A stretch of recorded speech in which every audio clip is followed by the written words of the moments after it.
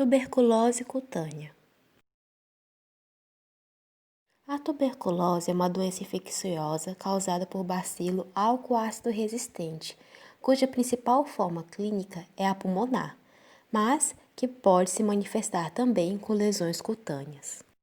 A bactéria causadora da tuberculose chama-se Mycobacterium tuberculosis. A tuberculose cutânea era considerada um grande problema de saúde pública no século XIX e início do século XX. Porém, com a melhoria nos hábitos de higiene na população em geral e a melhoria de padrão de vida, além do uso da vacina BCG e a introdução de poliquimioterapia efetiva, houve uma diminuição significativa do número de casos.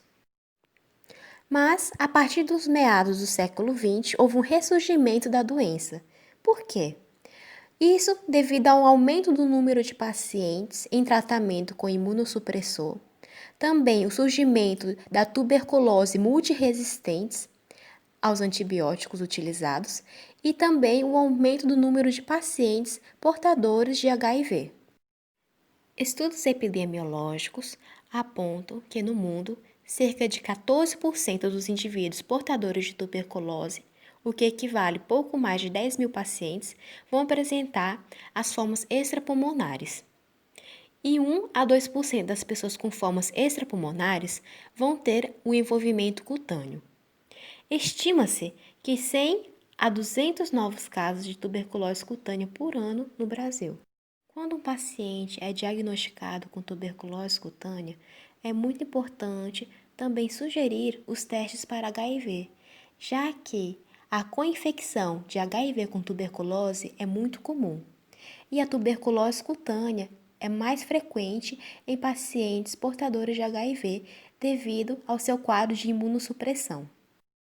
A principal causadora de tuberculose em humano é a Mycobacterium tuberculosis, que tem como reservatório o ser humano infectado. Porém, além da Mycobacterium tuberculosis, a Mycobacterium bovis também pode causar tuberculose em humanos e tem como seu reservatório o gado bovino doente. Existem duas principais maneiras de transmissão da tuberculose cutânea. A primeira que vamos apresentar aqui é a via exógena.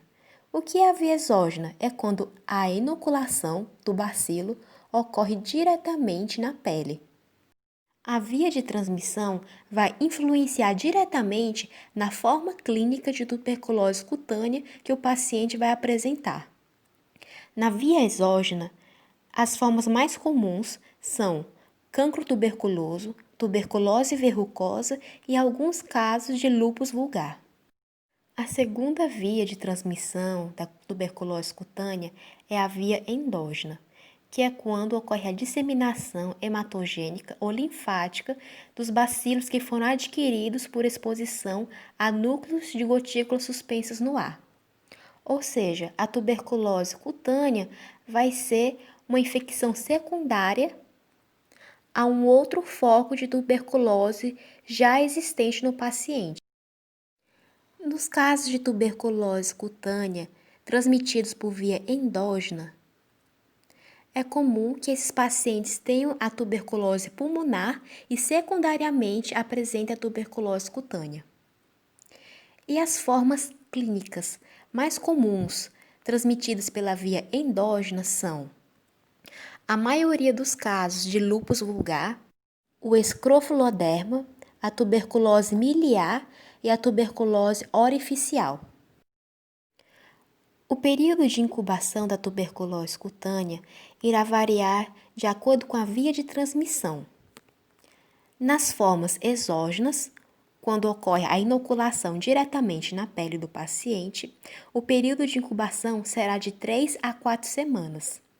Já nas formas endógenas, vai demorar de 6 a 12 meses após a infecção inicial até o surgimento das lesões cutâneas. Vamos agora apresentar algumas formas clínicas da tuberculose cutânea.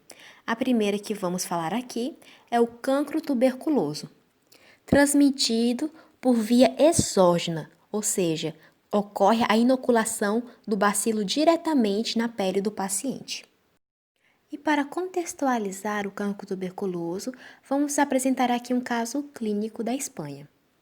Um menino de 14 anos foi ferido por um touro durante um festival.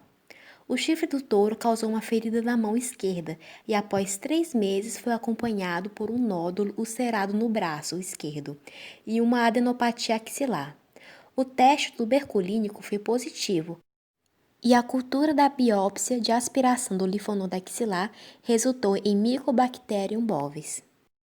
E aqui são as fotos das lesões cutâneas apresentadas por este menino do caso clínico.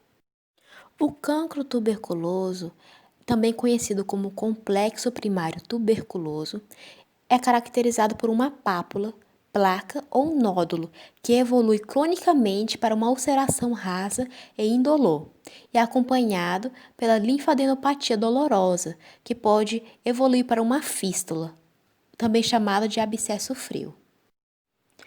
O cancro tuberculoso ou complexo primário tuberculoso é mais frequente em crianças que não foram vacinadas com BCG e que tiveram contato com pacientes com tuberculose pulmonar ou com o gado bovino doente, como foi no nosso caso clínico.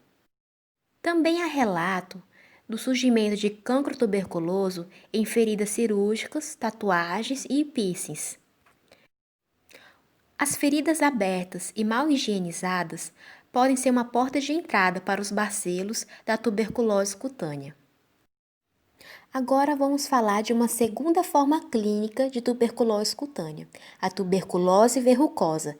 Essa também é uma forma clínica que é transmitida por via exógena, ou seja, a inoculação diretamente na pele. A tuberculose verrucosa é o resultado da inoculação do bacilo na pele de um indivíduo que previamente foi sensibilizado e que mantém a imunidade moderada a alta contra o Mycobacterium tuberculosis. As lesões podem começar como pápulas eritematosas circundadas por um halo inflamatório arroxeado. E essas lesões podem evoluir para pápulas ou placas verrucosas e tuberosas indolores, isoladas ou múltiplas, que têm uma evolução lenta e uma involução espontânea, sem adenopatia. A tuberculose verrucosa pode ser considerada uma doença ocupacional, já que as lesões geralmente são solitárias e predominam em localizações anatômicas propensas a traumas, como os dedos das mãos. As profissões que apresentam este risco da tuberculose verrucosa são os açougueiros, que eventualmente podem manipular carne de gado bovino doente e acidentalmente se ferirem, inoculando assim o bacilo presente na carne bovina em sua pele. Outras profissões que apresentam também esse risco são os dentistas e os médicos, que estão em constante contato com as vias aéreas superiores dos pacientes, que podem ser portadores de tuberculose pulmonar. A tuberculose verrucosa também é comum nas zonas tropicais e é vista com mais frequência em crianças devido ao hábito de andar descalço em solo contaminado por escarro tuberculoso. Os pés, tornozelos e nádegas são as áreas mais afetadas neste grupo de pacientes. Agora vamos falar sobre outra forma clínica de tuberculose cutânea, o lúpus vulgar, que pode ser transmitido tanto por via exógena, em menor frequência, e por via endógena, que acontece com maior frequência. O lúpus vulgar, comumente transmitido por via endógena, apresenta lesões em áreas expostas da pele, como face, mento e membros, e pode ou não ter acompanhamento de invasão da mucosa oral. As lesões normalmente se iniciam por mácula, pápula ou nódulo, de cor avermelhada e consistência mole, também chamada de nódulos de geleia de maçã, que coalescem. E após coalescerem, vai resultar em placas infiltradas circulares, que evoluem para a atrofia central. A quarta forma clínica de tuberculose cutânea que vamos apresentar aqui é o escrofuloderma, que tem como via de transmissão principal a via endógena. O escrofuloderma é a forma de tuberculose cutânea mais comum no Brasil. Em geral, ele aparece no pescoço e na região inguinal. O escrofuloderma é o resultado da propagação da tuberculose à pele, de lesões tuberculosas originárias de linfonodos ou ossos, e eventualmente podem ter origem em articulações ou no epidídimo. A inflamação intensa vai levar à formação de abscessos frios indolores, que crescem progressivamente, podendo evoluir para placas ulceradas arroxeadas e, posteriormente, o aparecimento de fístulas com drenagem de material caseoso. A involução espontânea pode ocorrer, deixando cicatrizes, queloides, retrações e sequelas atróficas. O lúpus vulgar pode se desenvolver nas cicatrizes e próximas áreas de escrofuloderma. Isso por via exógena, ou seja, vai ocorrer a autoinoculação do bacilo que já estava presente no escrofuloderma. Outra forma clínica que vamos apresentar aqui é a tuberculose cutânea consequente ao BCG. E aqui nós temos uma transmissão por via exógena, a inoculação direta na pele. A vacina BCG é uma vacina de vírus vivo derivada de cepas atenuadas de Mycobacterium bovis, e ela tem sido amplamente utilizada para prevenir infecções graves por tuberculose, como meningoencefalite e tuberculose miliar aguda. No entanto, em raros casos, a BCG ela também pode causar lesões não específicas, tais como erupções exantemáticas, eritema nodoso, reações eczematosas, granulosas e cistos epiteliais ou cicatrizes queloidianas no local da aplicação da vacina. Já as lesões causadas diretamente pelo bacilo atenuado Mycobacterium bovis, as lesões vão apresentar-se semelhantes ao cancro tuberculoso, ao lúpus vulgar ou escrofuloderma. E as manifestações elas podem surgir após meses ou anos no local da vacinação.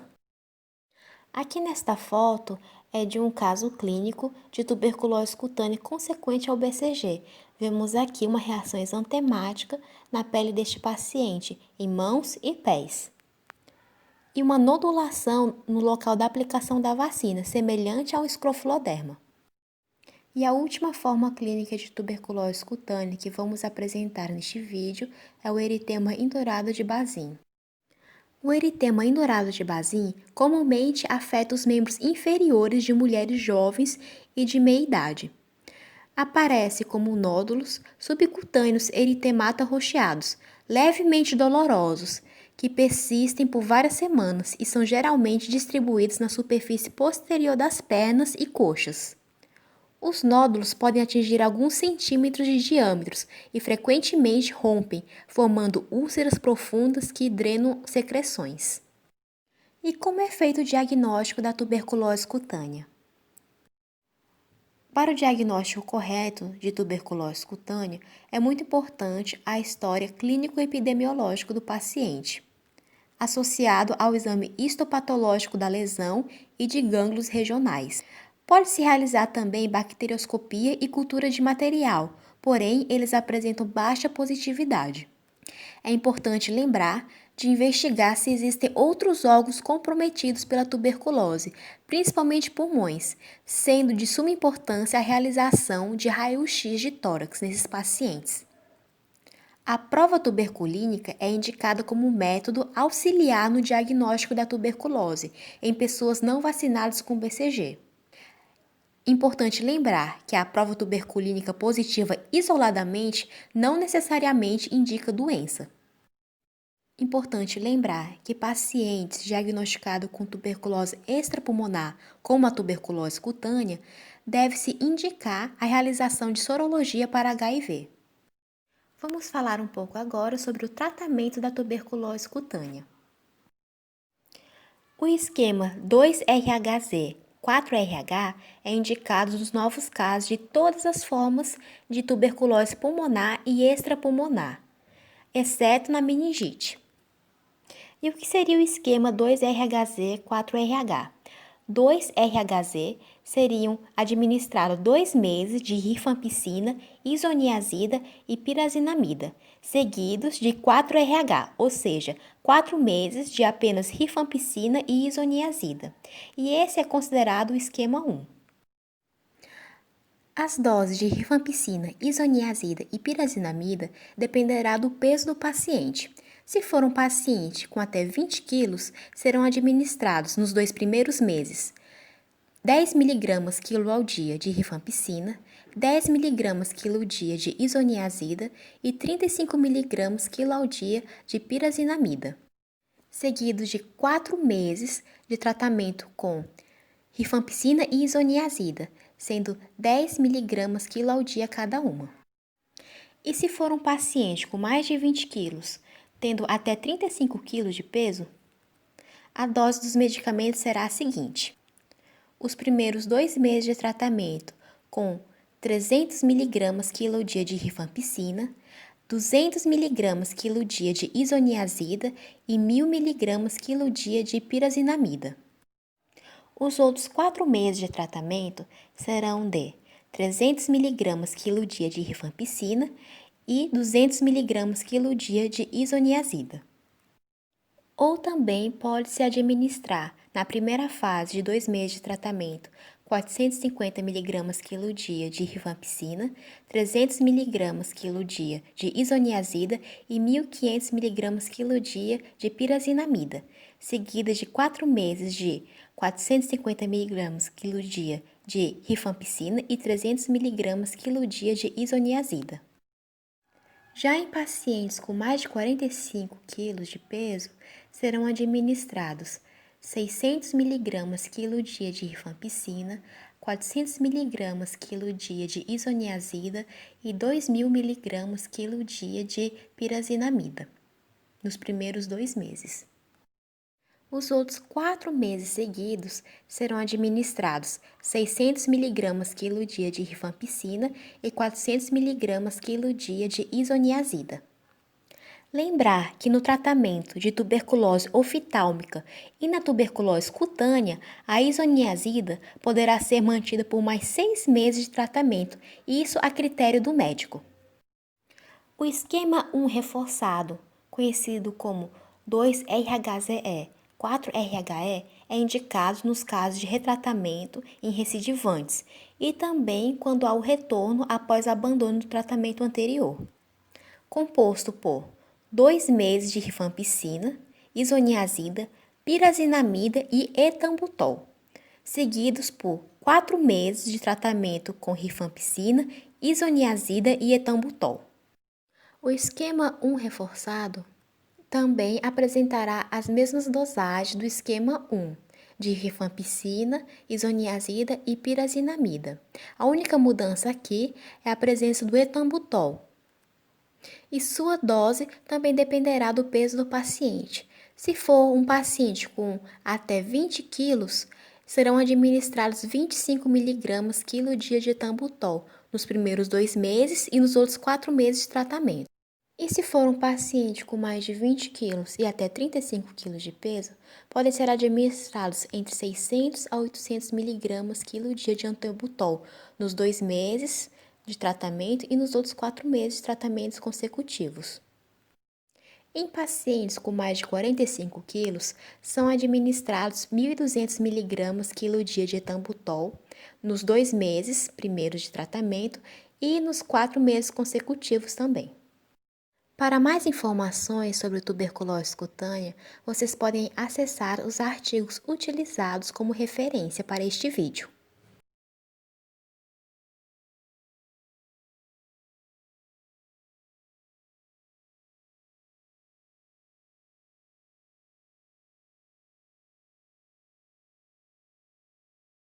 Muito obrigada!